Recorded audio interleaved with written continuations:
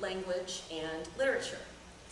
So humans are a sophisticated species. We are the only species that talks and that can report information to one another.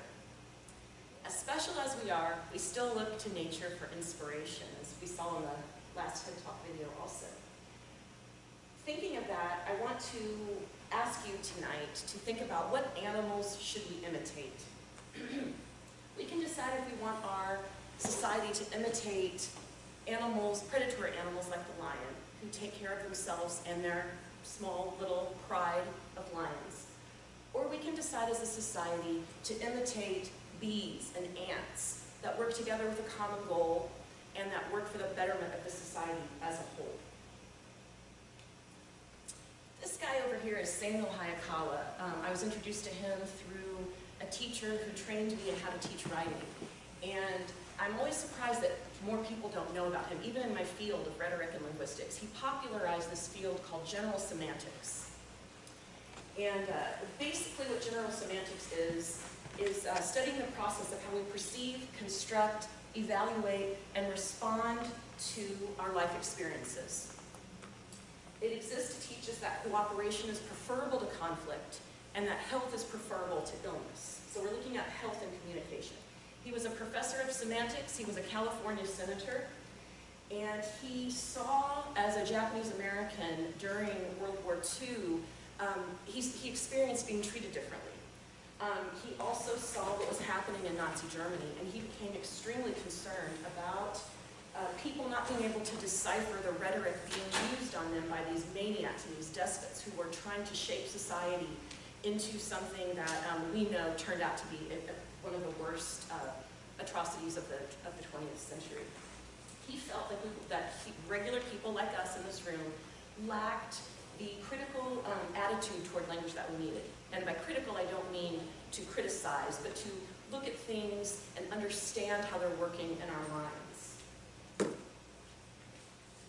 So that brings us to one of the first semantic principles that's very important to understand, and that is what's called the symbolic process.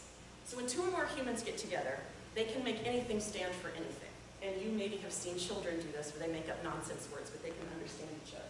And this permeates our lives at the most savage level and at the most civilized levels. If you've ever argued with your children about their hairstyles or their clothing, you understand the symbolic process. And you probably also understand that it can be very divisive, and it can be tricky. So understanding this process, though, helps us to understand new perspectives that can help us improve society. So you see here we have a flag.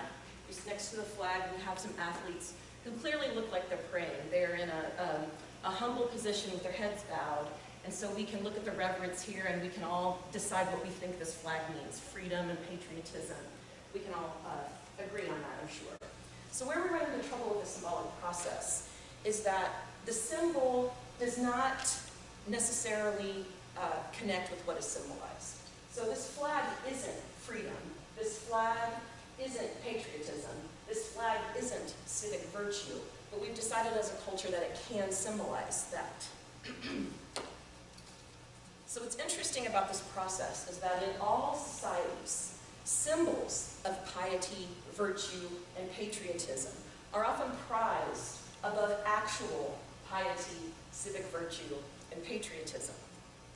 So if we think about a current event, we can see this in our culture now with the controversy of athletes taking a knee during the national anthem. I'm sure everybody has an opinion on this, or you've certainly heard people with opinions on this. Well, the idea of peaceful protest is very American. It's very democratic. It's the First Amendment in our Constitution. That's how important it is. But what happens is that the act of behaving like an American with these freedoms is becoming less important than the symbol. And that's where we have a problem. So you have people who are kneeling, not because they don't appreciate the flag, not because they don't respect the national anthem, but because they're trying to draw attention to an issue where people who look like them are being treated poorly and are even falling victim sometimes to people in power killing them when they're unarmed and they're not actually doing anything to harm anyone. And instead of talking about that, we're talking about these symbols. So in other words, what we're doing is we're prizing objects over people doing what the object represents. That's the symbolic process, and that's where the symbolic process can cause us trouble in our society, where we're not cooperating with each other. So that leads me to this next concept that I think is just probably the coolest thing about semantics. It's called maps and territories, and a guy named Alfred Korzybski came up with this analogy, and he was actually one of Hayakawa's professors. And so what this means is that what we receive in our verbal world is a map. That map matches the territory, just like in geography. If the map is to match the territory, then that's what it's supposed to do. That's what we expect. So as we are growing and learning, our parents are passing maps down to us through their experiences. Our teachers are passing maps to us through their experiences. We're getting this through books and through film. And if it's to function as it should describe this territory. That makes sense, right? So if we get to a place where our map doesn't match the territory, which happens sometimes, you get somewhere and things aren't like you assume, you've probably been given a false map. How do we get these false maps? Well, they can be given to us. We can misread a map that came to us, or misunderstand a map that came to us, or we can misread territories. Some of you have probably seen this picture before. How many of you see an old lady? How many of you see a young woman with her head turned? Only one person. Okay, if you don't see the younger woman, this is her jawline. You have her little nose here and her eye, and her head is averted. This is her neckline and her necklace. Okay, so some of us just misread a territory, right? We saw what we saw what our eyes showed us, but other people saw something different. This is what happens in territories sometimes when we get there. So a little side note here, if you think, to put it into terms for, let's say, my experiences. I'm a woman. I grew up being taught not to put myself at risk at night. You know, don't be out past dark if you don't need to be.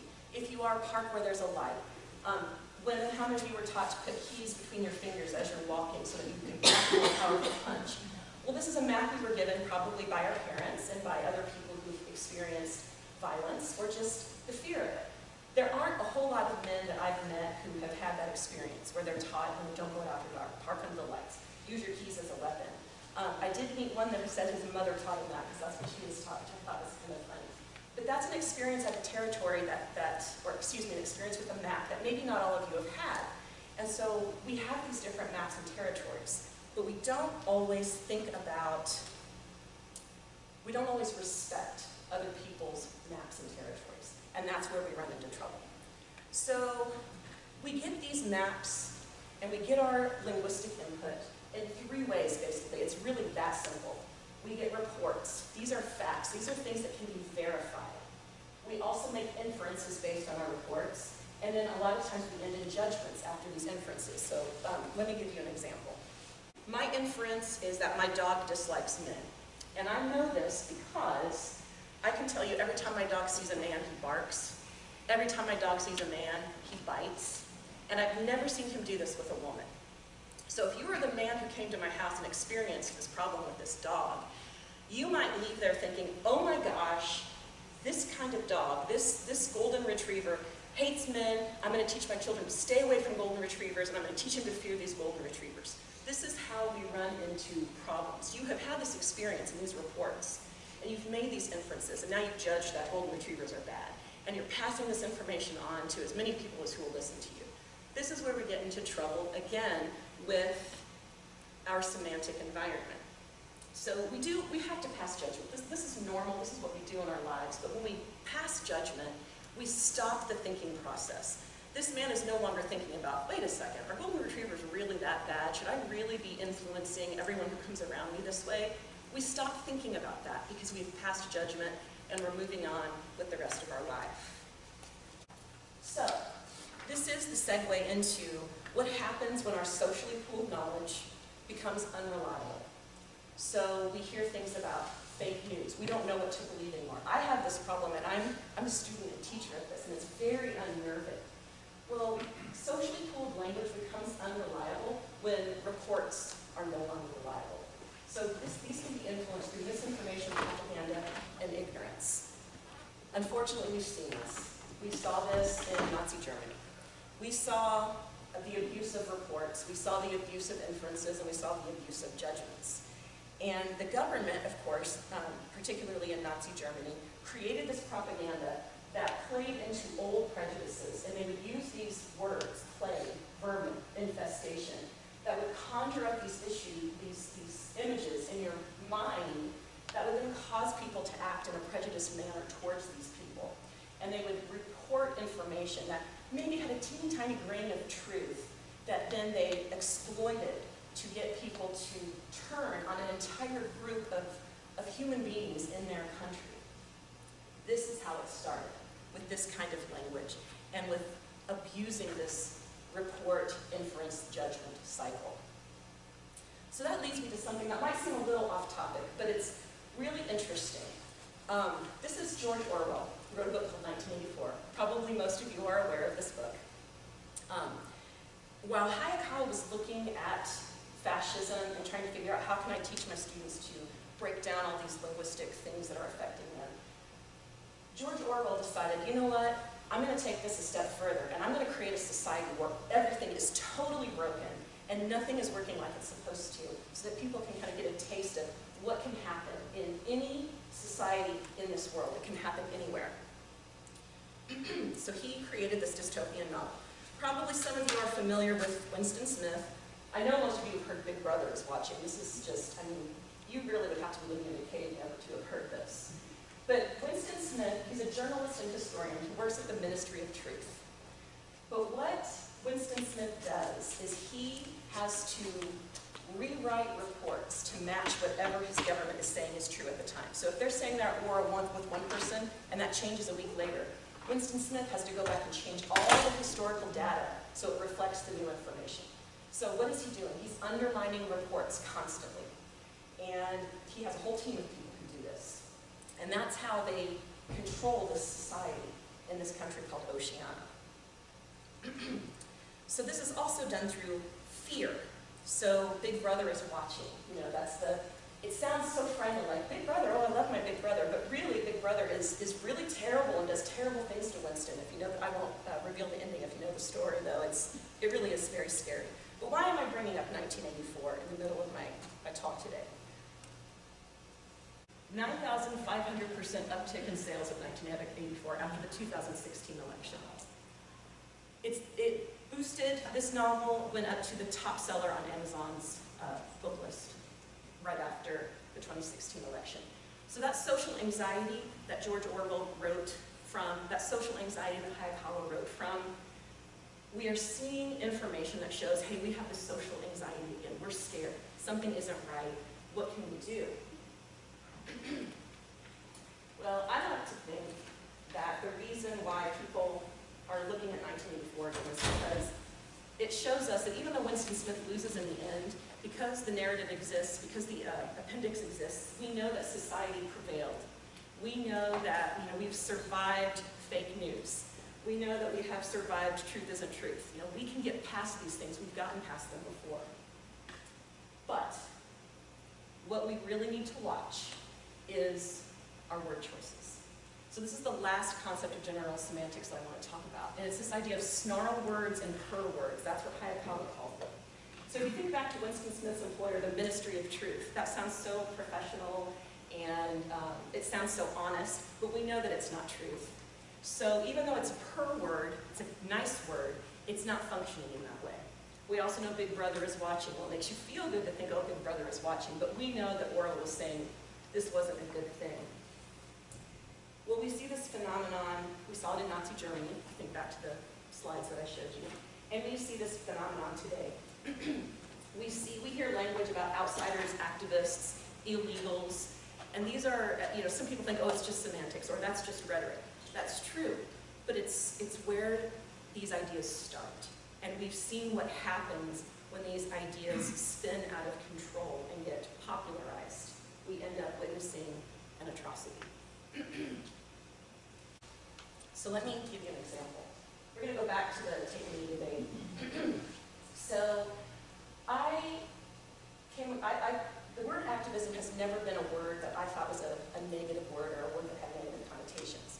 But after the Parkland shooting, It was the first time that I had seen, like usually our nation would rally around and support each other, and these terrible things are happening, and teenagers and children are dying in their classrooms through gun violence, and it's just terrifying. And I was so excited when I saw that some of the survivors from Parkland were doing something about it, and they were taking control, and they were trying to deal with their shock and their terror by, they started the March for Your Lives movement. And again, little did I know that this was going to become controversial. But then I started hearing about crisis actors. I don't know if any of you have heard that. And this activism, these teenage activists using it in a negative context, I was shocked. So when I looked at activists, there were too many synonyms to even talk about that tonight. There wasn't enough time. But if you're curious, you should go and take a look. It's shocking at some of the synonyms that are snarling words and also these purring words. So I just went with activism. And I tried to separate it into what I thought was a purr word: advocacy, involvement, championing. You guys can read those. That sounded positive to me. But also militancy, log rolling, picketing, striking, boycotting. These are words that weren't as warm and fuzzy. And so this concept of activism became finally in my head, this was a territory I didn't know. I only knew activism as a positive thing. And now I'm seeing that there were people who were thinking of it as a negative thing. And that really shook me. It shook me to my core. I just didn't understand the complexity of it. So let's look at how time treats this. So when does activism become legacy? So I looked at Colin Kaepernick's Wikipedia entry, and there's a whole section on activism. And it was really actually pretty interesting. But then I thought, well, you know what, Jackie Robinson, everybody knows Jackie Robinson, and he was trying to do some of the same things. And everybody, I don't know anybody who could say a crossword about Jackie Robinson. So I looked at, where does it say anything about activism? Nowhere. But it talks about his legacy, which I thought was really interesting, because his legacy is due to his activism. And then over here, I don't know if any of you know this picture. This picture really surprised me. This is Catherine Switzer. She was the first woman to run the Boston Marathon, but she did it when she wasn't supposed to. And this guy, his first name is Jock. I thought, and actually J-O-C-K, which I thought was kind of odd. But he's a runner, and he's trying to actually pull her out of the race because he could not wrap his brain around the fact that a woman was running in this race. And it turned out her boyfriend took care of business and pushed him away, and she was able to run the race. But when I shared this picture with somebody that I was close to, his response was, "But she's a woman, she wasn't supposed to run." I thought, well, yeah, but come on, man. She's been given a map that women can't run in this race, but why? It's kind of silly, really. And she decided to change the territory through her activism. Jackie Robinson was told his map was that he could not be an African-American male and play professional sports with white males. He couldn't do that. But his activism changed baseball forever. So thinking about these maps and territories is really important. Sometimes we have to change the map. We have to rethink the map so that we can change the territory. So that brings me back to my original question. Do you want to live in a world where you're working in a den with just your lion and your pride? Or do you want to work in a world where you're working for the common good? Can you get past your own maps and territories and accept that other people have different experiences, and to treat them better, and to listen to them, and to validate them, and to be careful about those snarl words and those purr words that we use as we interact with one another and talk about these issues? Where do you want to be? I know where I want to be.